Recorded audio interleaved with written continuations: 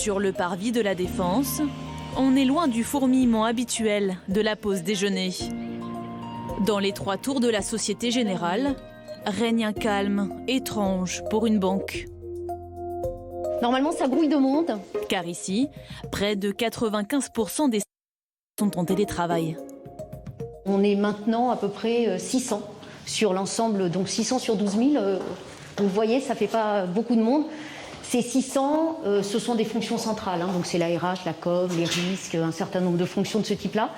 Et les gens qui sont là, en fait, en majorité, ce sont des fonctions qui n'ont pas la possibilité de travailler de chez eux, ou en tout cas pas tout le temps. Je vais vous prendre un exemple. On est effectivement là, on a nos résultats financiers.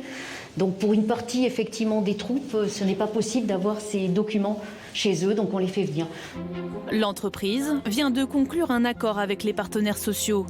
Covid ou pas, à partir du mois de juin, le télétravail deviendra la norme, 2 à 3 jours par semaine.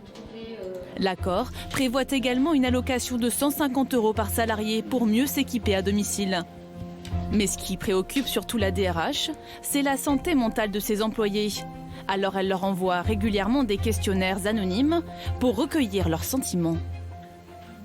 Le plus difficile n'est pas de gérer en fait la crise, mais c'est vraiment d'être capable de déceler qu'on a un problème avec un collaborateur. Et ça, c'est vraiment ce que je disais, c'est vraiment les signaux faibles, notre capacité à garder ce contact et ce lien avec les gens qui va faire qu'on va le déceler. Ce qu'on a fait, c'est qu'on a redonné des consignes à l'ensemble des managers avec des gestes très simples, c'est-à-dire finalement d'appeler systématiquement tous leurs collègues au moins une fois par semaine. Là, on est dans la période d'évaluation et en fait, on se sert énormément de cette période d'évaluation, non pas pour noter les gens, mais pour en fait juste leur demander comment ils vont et vérifier qu'effectivement il n'y ait pas une souffrance, une difficulté.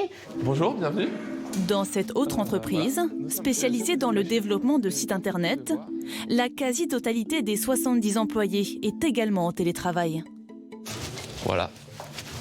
Des open space majoritairement vides, comme vous pouvez voir.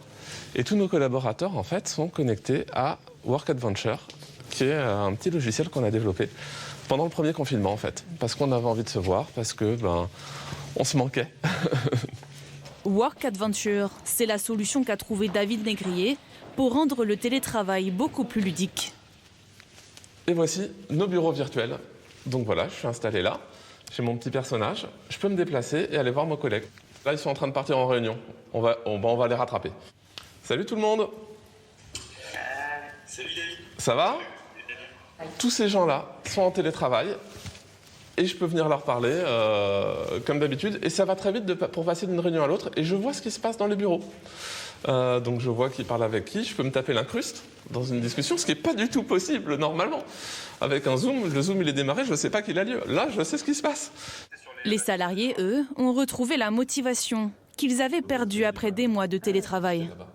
Déjà, on est actif derrière son écran. Donc quand tu as besoin de faire quelque chose, tu n'es pas complètement passif à attendre qu'il se passe. Quand tu as besoin d'avoir des informations, tu peux aller voir tes amis. Sur le chemin, tu croises toujours quelqu'un.